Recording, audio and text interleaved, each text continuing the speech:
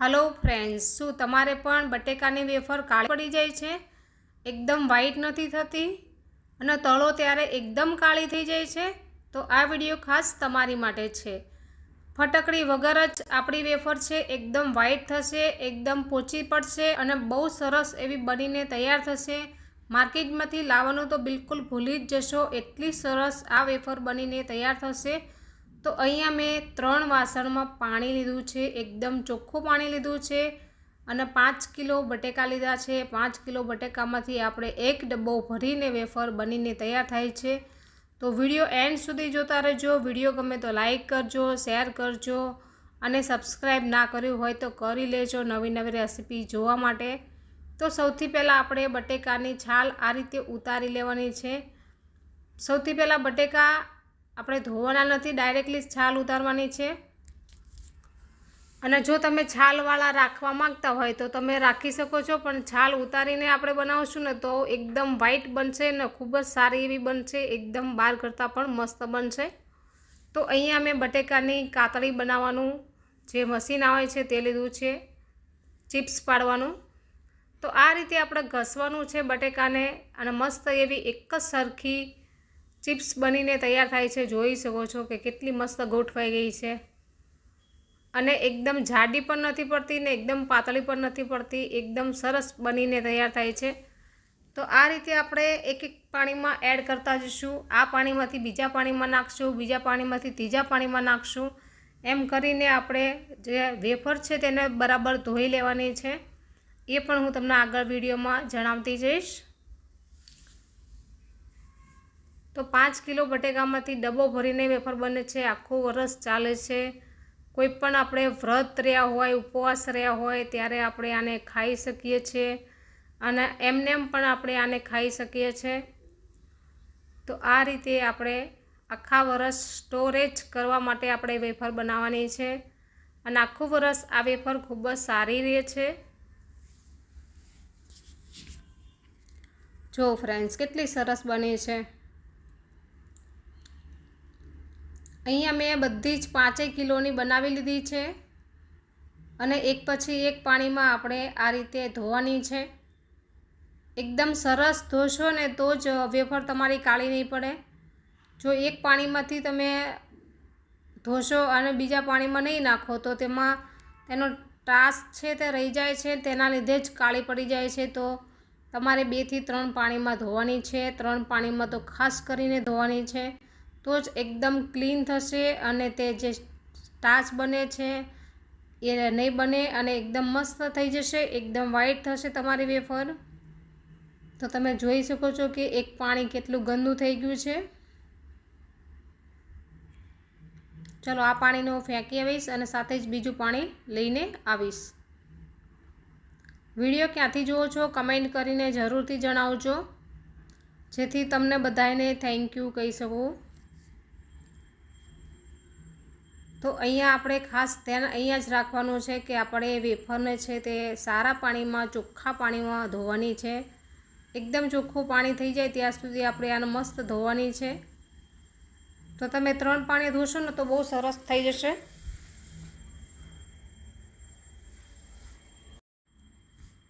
तो अहींया हुं बीजा 3 पाणीमां तमे जोई शको छो कि मैं वेफरने धोई लीधी छे अने जे गंदू पाणी छे ते हुं फेंकी दईश।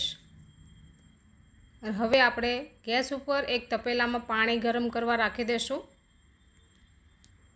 तो अहींया मैं थोड़ुं मोटुं ज तपेलुं लीधुं छे, जेथी 2-3 घाणमां पूरुं थई जशे। जो नाना वासणमां तमे करशो ने तो जाजी वार लागशे अने घणा बधा घाण पण थशे। तो अहींया आपणे पाणी छे ते गरम थई गयुं छे। हवे आपणे मीठुं एड करी लेशुं। मीठुं आपणे स्वाद अनुसार नाखवानुं छे। बहु वधारे नाखशो तो वेफर छे ते खारी थई जशे। तो थोड़ी मोळी ज आपणे राखवानी छे, तो तळशुं आपणे એટલે बराबर थई जशे। तो मीठाने आपणे ओगाળી लेशुं बराबर। अहींया मैं सिंधाव मीठुं यूज कर्युं छे, जे सिंधा नमक आवे छे ते। जे व्रतमां खवातुं होय छे ते मीठुं एड कर्युं छे। हवे आपणे अहींया कोई पण फटकड़ी वगैरे यूज नथी कर्युं, खाली नमक अने वेफर ज एड करवानी छे। तो हवे आपणे आ रीते वेफर छे ते आपणे एड करी लेशुं।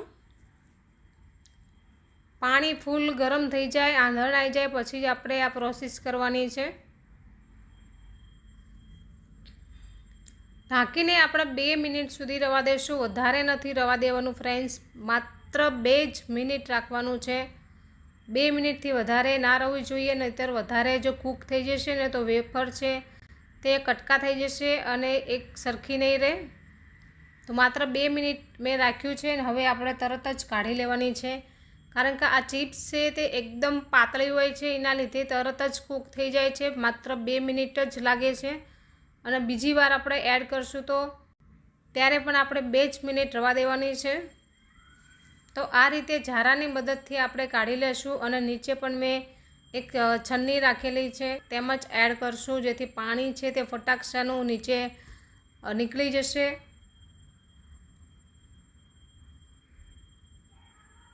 જો ફ્રેન્ડ્સ કેટલી મસ્ત થઈ છે।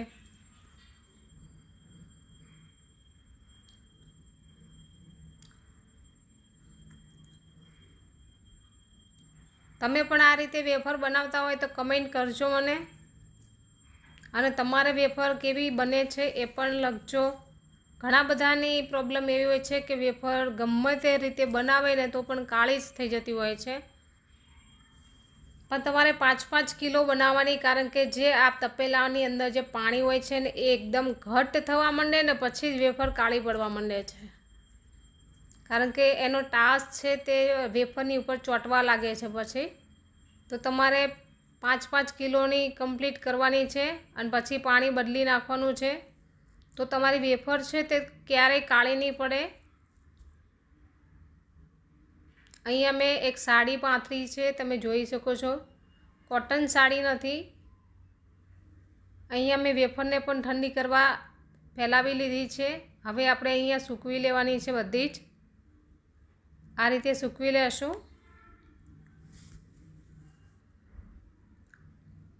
સૂકવતા થોડી વાર લાગે છે, બહુ વાર નથી લાગતી, પણ થોડી તો લાગે છે। 2-3 જણા હોય તો ફટાફટ થઈ જાય છે, પણ જો એકલા હોય તો વાર લાગે, કારણ કે આપણે એકલા હોય તો સૂકવતા પણ વાર લાગે અને આપણે બીજો ઘાણ પણ નાખવાનો હોય છે, લેવા પણ જવાનું હોય। તો આ રીતે ફટાફટ હું 2 મિનિટમાં ગોઠવી લઈશ, ત્યાં સુધી ફટાફટ લઈ આવીશ બીજો ઘાણ।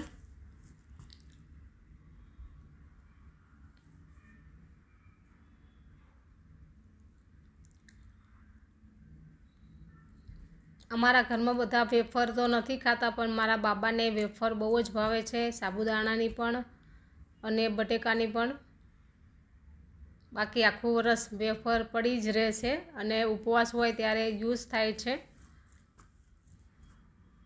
ઘણા લોકો એવા પણ હોય છે જેને રોજ વેફર ખાવાની ટેવ હોય છે, સવારમાં વેફરનો નાસ્તો કરતા હોય છે। એ લોકો 20-20 કિલો બટેકાની બનાવતા હોય છે, 20થી 40 કિલો બટેકાની પણ બનાવતા હોય છે, પણ અમારા ઘરમાં ઓછો યુઝ થાય છે, એટલા માટે હું દર વર્ષે 5 કિલો બટેકાની જ બનાવું છું, વધારે નથી બનાવતી। 5 કિલોની બનાવી હોય તો પણ વધે છે, એટલા માટે। આ વેફર છે તે બિલકુલ કાળી નહીં પડે, હું તમને આગળ પણ બતાવીશ।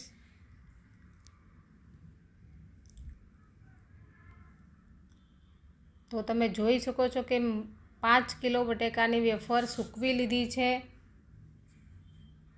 સાડીમાં, આખી સાડીમાં આવી જાય છે 5 કિલો બટેકાની વેફર। અને આને આપણે રૂમમાં સૂકવવાની છે, છાંયડે સૂકવવાની છે, તડકામાં બિલકુલ સૂકવવાની નથી। તડકામાં સૂકવવાથી વેફર કાળી પડી જાય છે, તો એનું ખાસ ધ્યાન રાખવાનું છે કે આને આપણે પંખા નીચે સૂકવવાની છે। પંખા નીચે સૂકવવાથી જ વેફર આપણી એકદમ વ્હાઈટ રહે છે।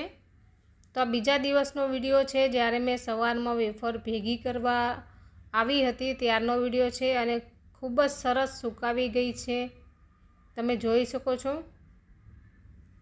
અને એક પણ વેફર કાળી નથી પડી, તમને નજીકથી બતાવી દઉં કે એકદમ સરસ વ્હાઈટ બની છે। અને હવે હું તમને તળીને પણ બતાવીશ કે કેટલી સરસ બને છે, એકદમ વ્હાઈટ। જો ફ્રેન્ડ્સ, સહેજ પણ કાળી નથી પડી।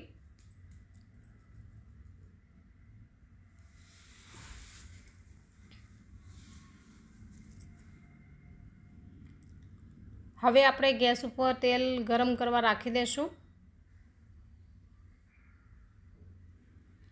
અને તળી લેશું।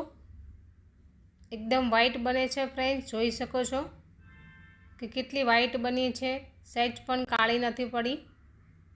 આપણો ફટકડીનો પણ ઉપયોગ નથી કર્યો તો પણ બહુ સરસ એવી આ વેફર બનીને તૈયાર થઈ છે।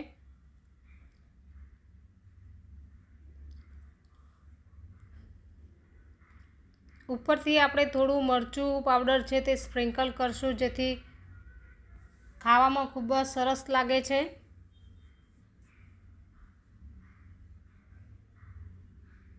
તમે લોકો પણ આ રીતે ખાતા હોય તો મને કમેન્ટ કરજો, સાથે તમારા સિટીનું નામ, તમારા ગામનું નામ લખજો, જેથી મને પણ ખબર પડે કે તમે વિડીયો ક્યાંથી જુઓ છો।